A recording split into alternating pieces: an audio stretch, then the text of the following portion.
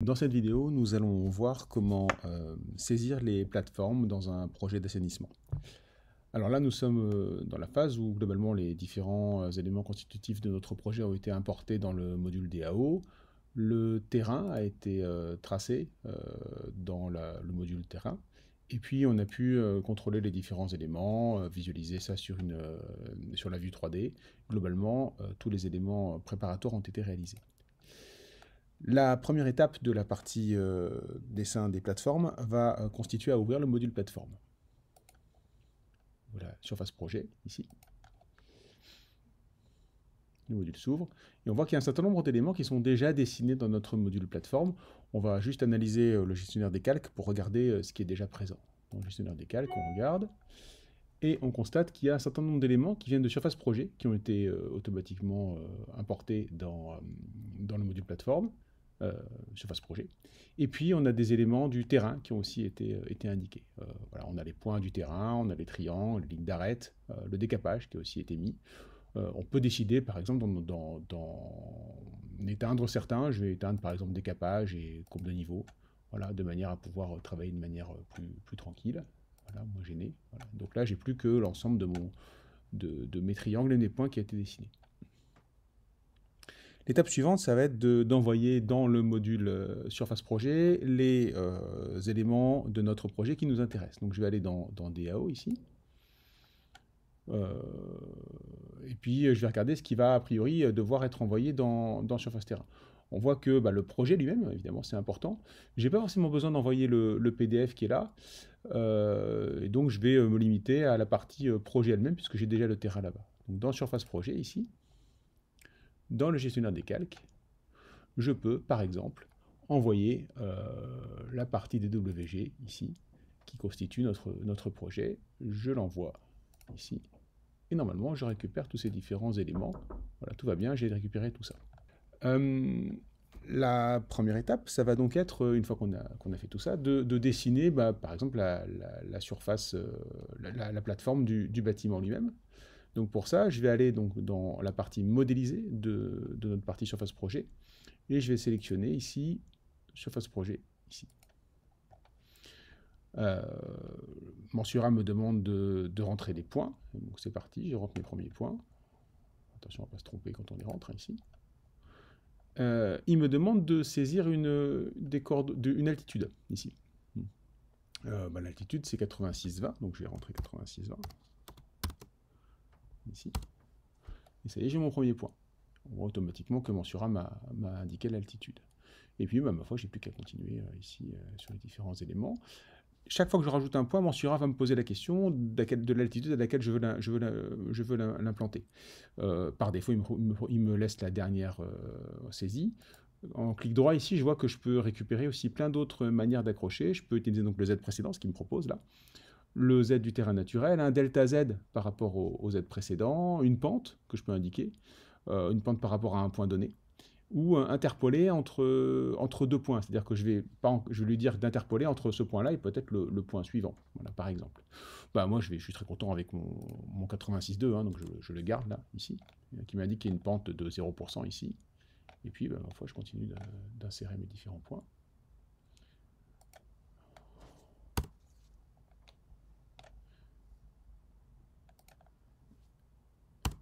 Et puis le dernier. Alors là, à chaque fois, les plateformes sont des polylignes en modèle AutoCAD. Donc ici, les polylignes, ça doit se clore. Donc je fais un clic droit ici, et puis j'y propose de clore la polyligne. Et automatiquement, il me la clôt ici. Alors, il m'a donc saisi une surface projet, donc c'est la première, juste après. Donc c'est une plateforme de bâtiment, ici, avec un dallage béton sur un hérisson. Moi, je peux évidemment rajouter différentes couches à mon élément, que je ferai en fonction de mon CCTP, bien sûr. Je peux réaliser un décapage ici, que je vais ajouter là. Nous, on a décidé de faire un décapage à partir de terrain naturel. Ça va dépendre ensuite de votre projet, de l'analyse du CCTP, de la répartition entre les différents lots du CCTP. Voilà, une solution, c'est de faire de cette manière-là. Et ma foi, on va rester là pour le moment. Le code, ça va être un code bâtiment ici. Et c'est la numéro 1 ici. Donc j'ai plus qu'à faire. Donc il me propose, voilà, je décoche décapage. Ok, ça y est, j'ai ma plateforme qui a été insérée. La première plateforme ayant été saisie, si je me rends compte que j'ai peut-être fait enfin, que j'ai des modifications à faire, je peux tout simplement aller dans Modifications ici, euh, le menu Surface Projet et Propriétés de Surface Projet. Là, mon Sur me demande de sélectionner la surface projet que je souhaite modifier. Je la sélectionne, Enter. Et puis je vois que je rentre dans le menu dans lequel j'étais tout à l'heure. Et puis je peux décider par exemple, je me suis trompé, le dallage béton il fait pas 10 cm, il fait plutôt 20. Donc voilà, je vais le modifier, le mettre à 20 cm ici. Et puis je peux décider aussi de rajouter une couche, par exemple ici, en ajoutant par exemple un géotextile, voilà, que je vais venir placer donc, derrière mon hérisson. Donc je vais redescendre ici mes différentes couches. Voilà, mon géotextile était ici, ok. J'ai mis une épaisseur à 0, donc là il me demande un peu ce qui se passe, voilà. Mais globalement, voilà, ça y est, ma surface projet du bâtiment, plateforme du bâtiment est saisie. Je vais devoir maintenant saisir mes différentes voiries. Je vais faire autant de plateformes que je vais avoir de voiries différentes, hein, ici, en fonction de mon projet, de mon CCTP. Ici, je vais considérer que je vais avoir la même voirie partout. Et je vais commencer à la saisir. Alors, il y a des règles importantes à connaître quand on saisit des plateformes sur Monsura. Vous les avez ici. Voilà, c'était le PDF que j'ai importé tout à l'heure.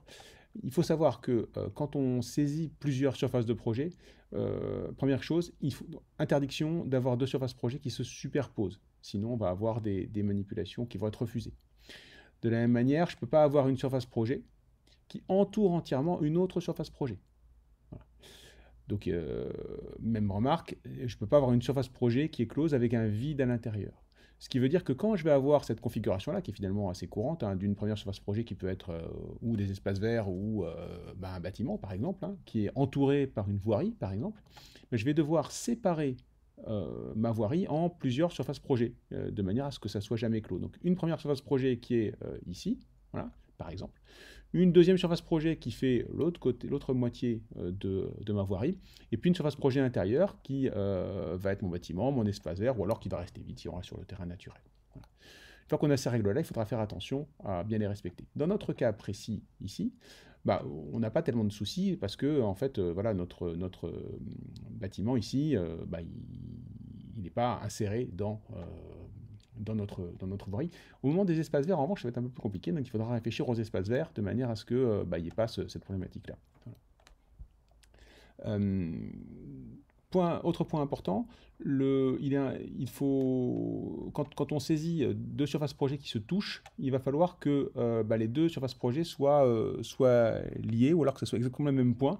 Pour être certain, le plus simple, c'est d'utiliser une fonction bien particulière, je vais l'expliquer tout de suite. Donc, je vais commencer ma surface projet. Accrochage, surface projet. Entre deux points de surface projet ici. Voilà. Donc ici, je vais sélectionner mon premier point de surface projet.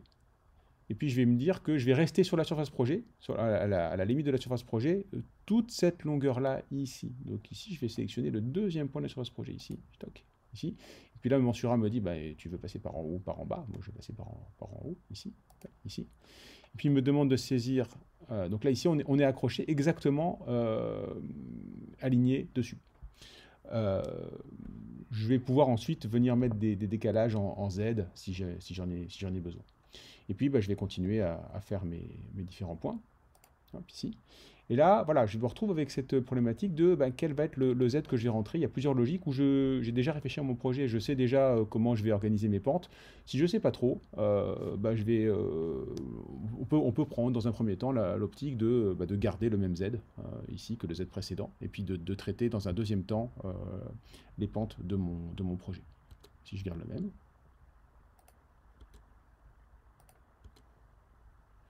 On pourrait éventuellement ici envisager de séparer la surface de l'air de lavage du reste. C'est une possibilité. Là, pour le moment, je vais garder la même.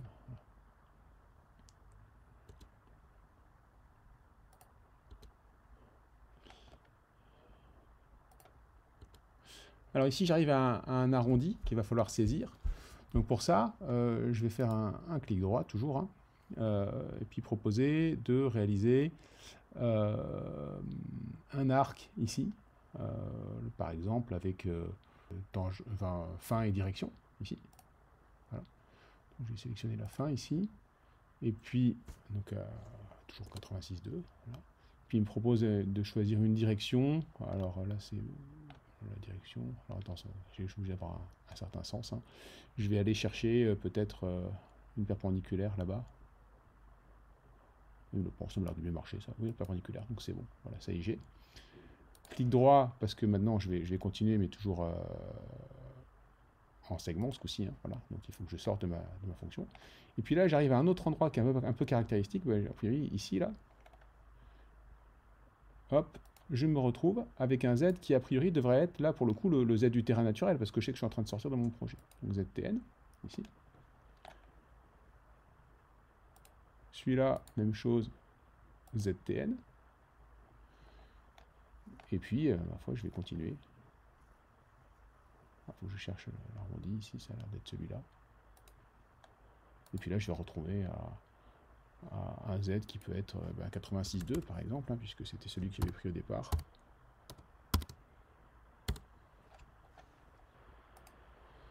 Et puis, je clôt ma polyligne. Voilà. Alors ça y est, j'ai ma plateforme, sauf que là, il me propose en code bâtiment. Je vais choisir le code, par exemple, parking. De la même manière que pour le bâtiment, il faudra essayer de regarder à la composition de nos différentes couches en regardant le CCTP. Ici, je vais partir sur cette composition-là. Okay.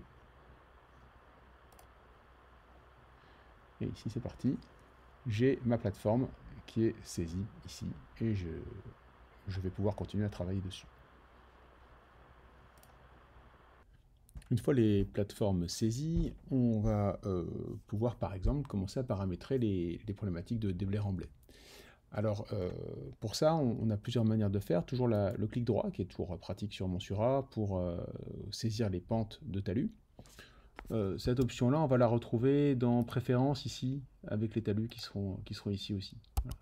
On va le faire avec le clic droit. Donc, clic droit, saisir les pentes de talus. Alors ici, Monsura nous demande de sélectionner les côtés parce qu'on pourra avoir des pentes différentes en fonction des parties. Là, on va sélectionner les mêmes pentes partout. On peut faire là aussi un clic droit pour tout sélectionner. Toujours dans les menus contextuels de sélection, on a toujours la possibilité d'utiliser le clic droit pour aller plus vite. On sélectionne tout, donc on voit qu'il a mis en rose toutes les limites, les limites totales de nos talus. Enter. Et ici, on va rentrer les problématiques de déblai-remblai. On peut rajouter même une surlargeur, parce que on peut imaginer par exemple que en bord du bâtiment, ici, on a envie de décaler un peu les talus pour permettre peut-être la mise en place de banches au hasard. Donc ici, on va rester avec rien, juste les paramètres par défaut. Okay. Et puis on va pouvoir ensuite, une fois qu'on a fait ça, calculer les déblais-remblais. Donc dans la partie calcul ici, on va retrouver différentes options.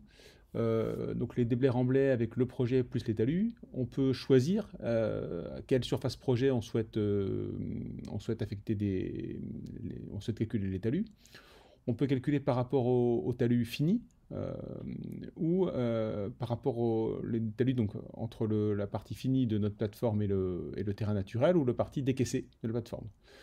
Nous, par défaut, on va faire les talus de base ici qui partent de la partie décaissée normalement. Donc talus. Et les calculs, on voit qu'on a en rouge les parties avec du remblai, c'est la partie basse du projet pour nous, les par ici, et la partie de l'autre côté, et en jaune, les déblais. Je vais pouvoir afficher les résultats de mes sorties en termes de quantité. Dans les sorties qui sont ici, donc déblais-remblai, on va faire les déblais-remblai ici. Il nous demande de déterminer les surfaces projet pour lesquelles on veut les déblais-remblai. On va faire pour la totalité du projet ici. On voit qu'on peut paramétrer un certain nombre de choses pour les déblais-remblai. On va rester avec les paramètres par défaut ici. Et puis, donc on a une sortie ici avec mes quantités par plateforme, parking et bâtiment, ici, c'est pareil. Et puis les différents volumes de déblais et de remblai. Si je veux revenir à l'affichage tel qu'il était précédemment, hein, je vais dans modéliser ici. Je vois qu'ici, je suis en couleur de déblai-remblai. Je peux afficher les plages pour me rendre compte des différentes quantités des zones particulières de déblai-remblai. Ou je peux revenir au code ici, où je vois que j'ai récupéré donc les talus qui sont ici, puis mes différentes plateformes. Je peux aussi, dans analyser, récupérer des informations en termes d'écoulement, ici. Donc, les lignes d'écoulement, par exemple. Ok. Donc là, je me rends compte qu'il a du mal à les calculer, mais c'est parce que si on se rappelle bien ce qui s'est passé avant, globalement, là, la surface, elle est quasiment plate. Ici, en revanche, j'ai récupéré des lignes d'écoulement, parce que mon point bas de ma plateforme, il est par ici. Donc voilà, je retrouve mes écoulements ici. Voilà. Je peux aussi venir déterminer les flèches de plus grande pente, je peux indiquer les points hauts, les points bas, ici, il faut les afficher, ici. Mais ici, c'est un peu compliqué dans notre cas. Ok.